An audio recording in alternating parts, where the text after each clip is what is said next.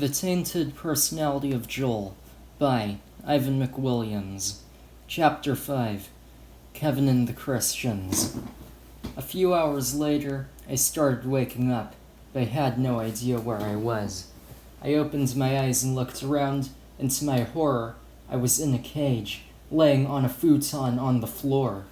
I looked through the bars of the cage and saw several shelves of food, and shelves of various equipment.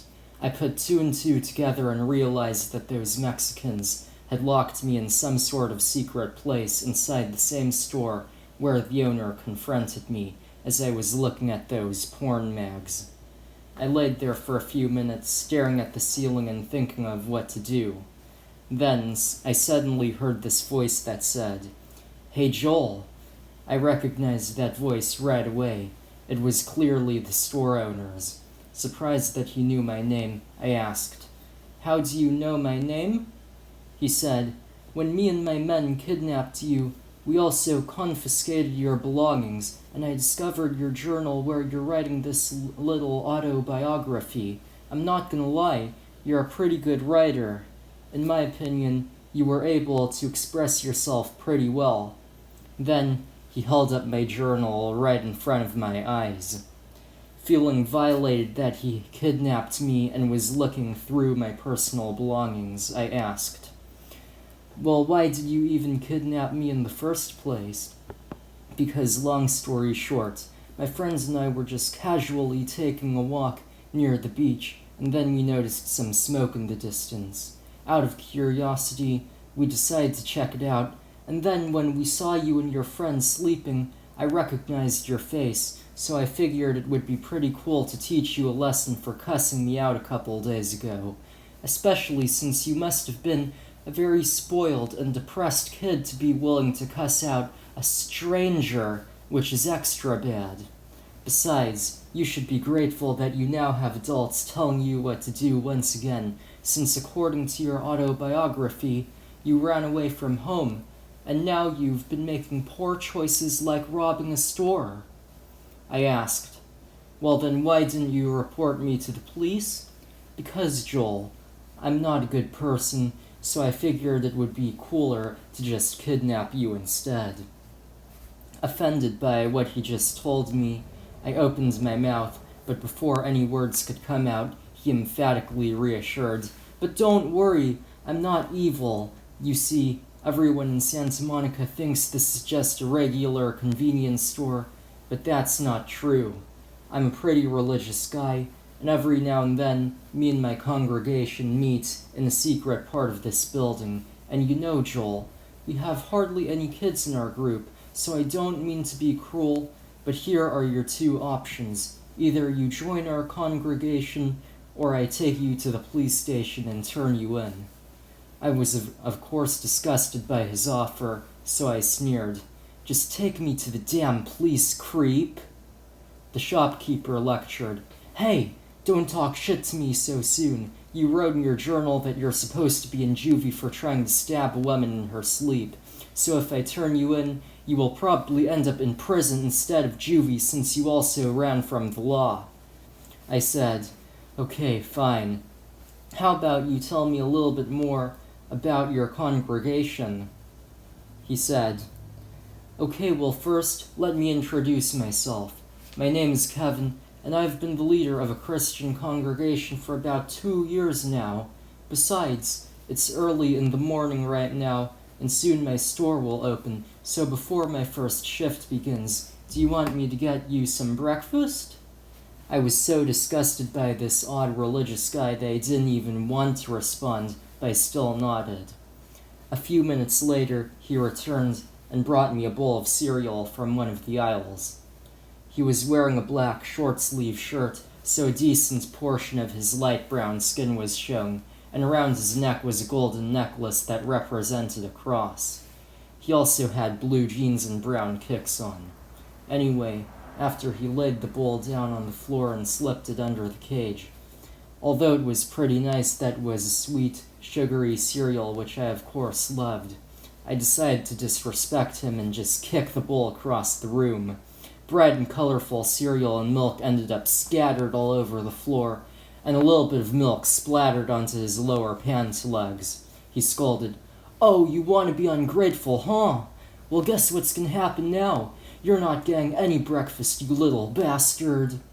Then I just lost my temper and body slammed the metal bars of the cage.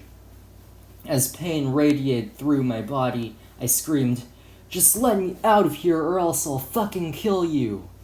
Then a very irked look appeared on his face, and he started pulling a lever on the wall that made the secret wall adjacent to the cage I was in start sliding sideways that started concealing it. As the wall moved further and further sideways, I screamed, "You're gonna die, bitch! You and your stupid Christians are all gonna fucking die!" Then, the second after I screamed those vile words, the cage was completely sealed off by the wall, and the only light that entered the room was through a small window. I just waited in that cage, which might as well be solitary confinement, for hours, and I was pretty damn concerned that Eugene and Sean were worried sick about where I was and what was happening to me. Several more hours ticked by, and I was bored out of my mind like never before. When the sun set, there was hardly any light, so it was pretty much pitch black in the room, except for the little light creeping in through the window coming from the electric lights outside the building. Then finally, the wall started sliding back open. Kevin was standing in front of the cage once again. I was surprised that he had a smile on his face since I had treated him like shit just a few hours ago. In this friendly voice, he said, "Hey Joel, how are you doing in there?" "Oh, I'm doing terrible. I'm so damn bored, and I haven't eaten all day, and I'm so damn hungry. Kevin, I know I've been an asshole, but I'm starving, so can you please forgive me?" "Well, that was exactly what I was going to talk to you about. I've decided to close my store early so I can have a special dinner with my congregation. So you're welcome to join us, but under one condition, though. Do not disrespect me again." "Okay, Kevin, I won't. Thank you, Joel." Then he got a set of keys out of his jeans pocket and unlocked the cage. However, as he was escorting me to another room, he was holding a pocket knife very close to my throat to make sure I didn't try anything. We walked down a hallway and then stopped at a door with a sign above it that read, "Employees Only."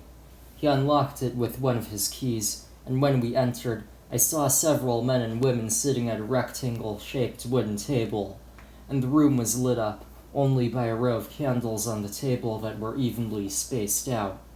It looked like those people were in the middle of some sort of Christian ritual or something.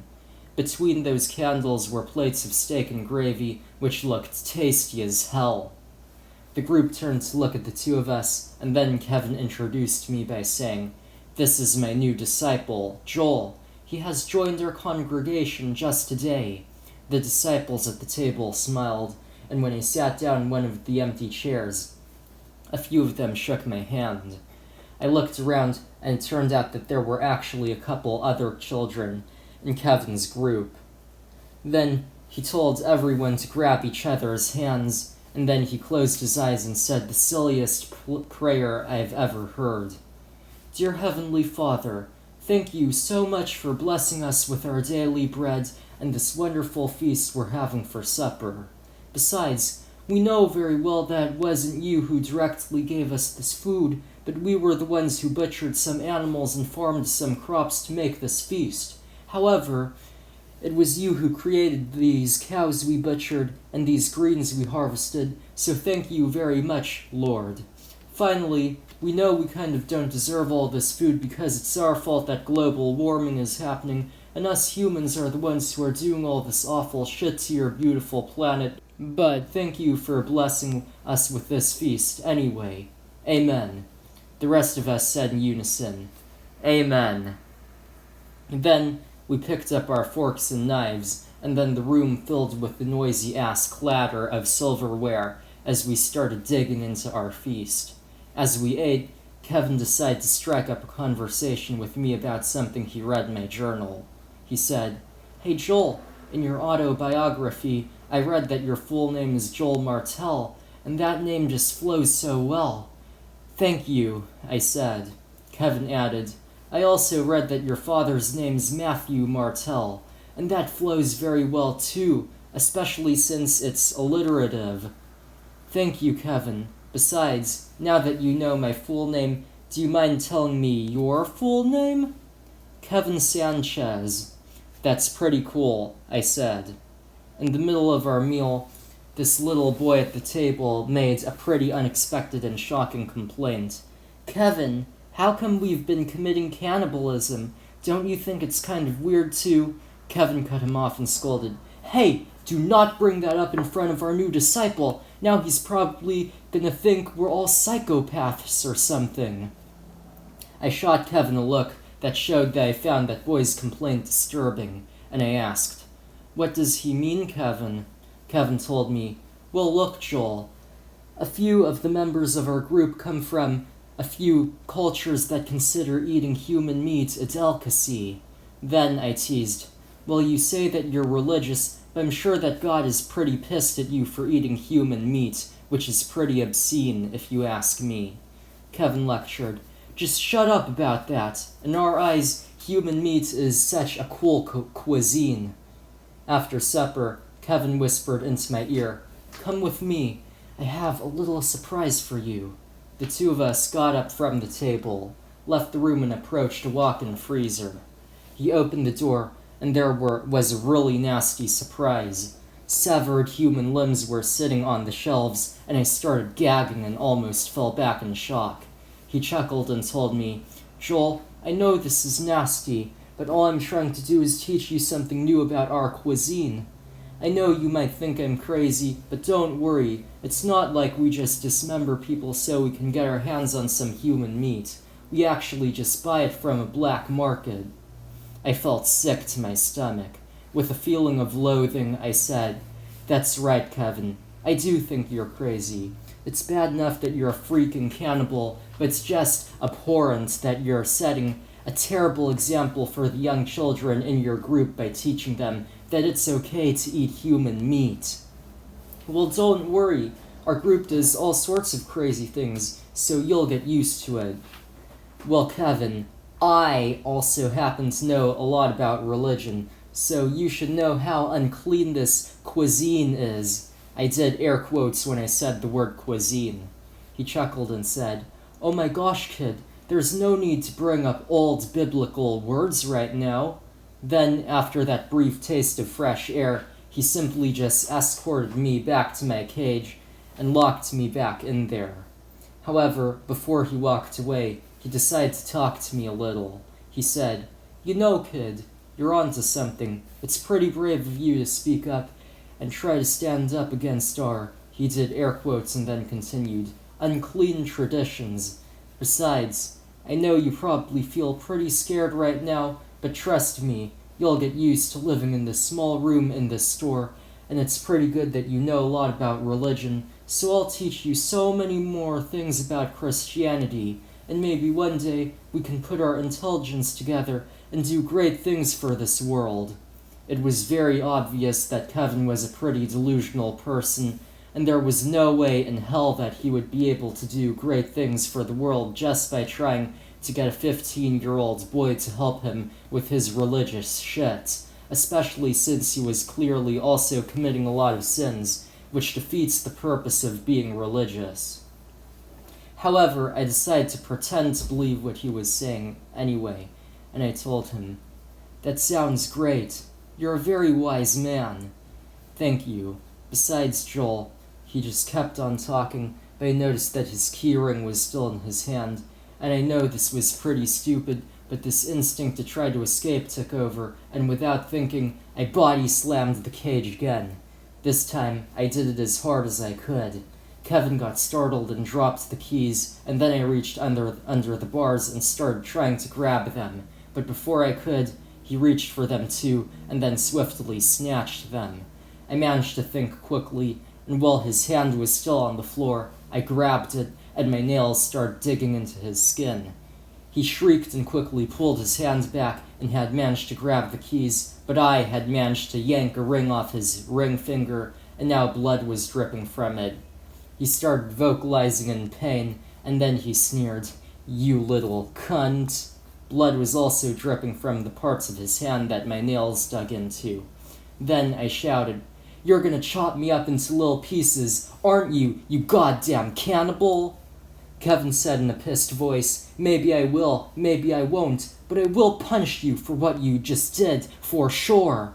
Then he stormed away from the cage. I stood there for the next few minutes wondering how in the world he would punish me, but after those minutes ticked by, he returned with another man by his side. They unlocked the cage, and then each man went on either side of me and grabbed me under the arms just like the night they kidnapped me. They started dragging me out of the room, and I was kicking and screaming. They dragged me into another room that they hadn't even shown me before, that looked a lot like a kitchen. Then they laid me down on some sort of bed that looked like an operating table, and my stomach dropped as I realized they were about to chop me up like a farm animal. Kevin stood on the side of the bed, and his friend pinned me down with one hand, and with the other had a giant kitchen knife in his hand. I screamed, "No, please don't do it. I'm sorry, Kevin, I'm sorry." He cut me off and snapped, "Shut up! You had your chance." For a split second I thought I was done for, but then I noticed that my foot was right next to the crotch of the man who was about to chop me up.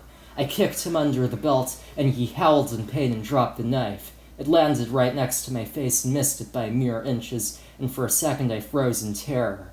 Then I realized that now that he was no longer pinning me down, now was my chance. I picked up the knife and quickly sat up and stabbed him in the throat. He fell to the ground, blood gushing out of the wound in his neck.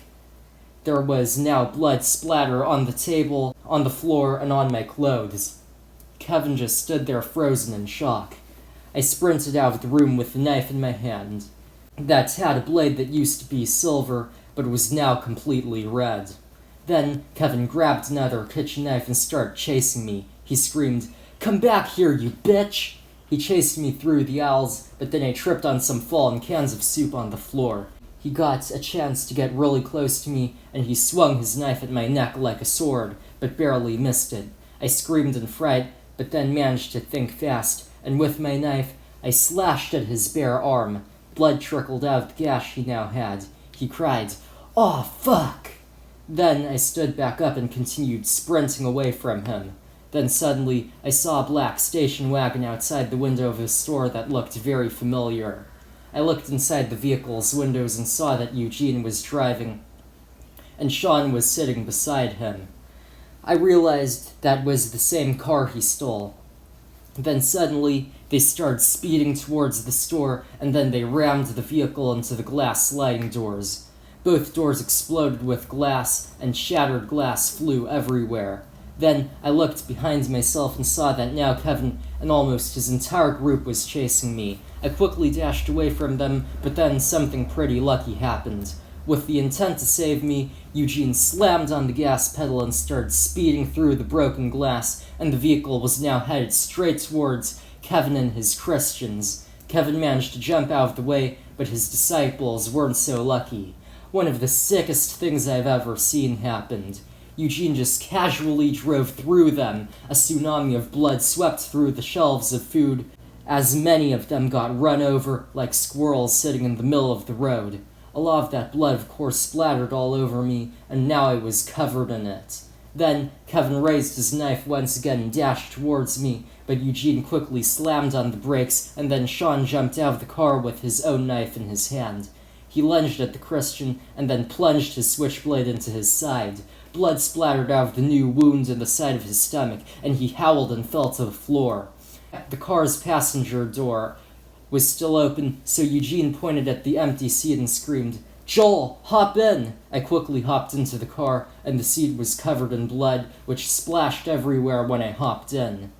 The entire car was covered in blood, and the window was rolled down, so the interior was all bloody too.